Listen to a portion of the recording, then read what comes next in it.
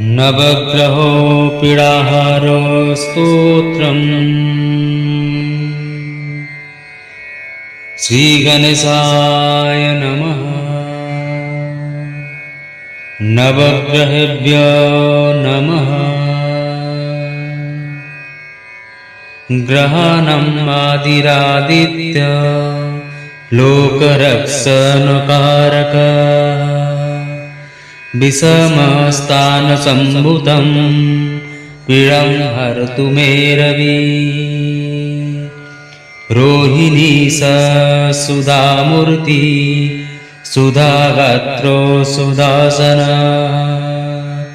विषमस्थानसम्भूतं पीडं हरतु मे विदु। भूमिपुत्रो महातेज जगदम्बायकृत् सदा वृष्टिकृदृष्टिहर्ता च पीडं हरतु मे कुजः। उत्पातरूपजगतं चन्द्रपुत्रो महादुती सूर्यप्रियो करो विद्वान् पीडं हरतु मे बुधः।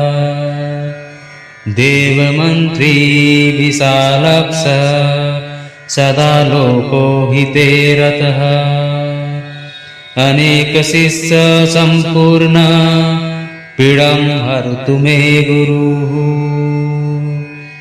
दैत्यमन्त्री गुरुस्तेषां प्राणदस्सो महामतिः प्रभुस्ताराग्रहाणां च पीडं हरतु मे भृगुः। सूर्यपुत्रो दीर्घदेहो विशालक्षो शिवप्रियः मन्दचारो प्रसन्नात्मा पीडं हरतु मे शनिः।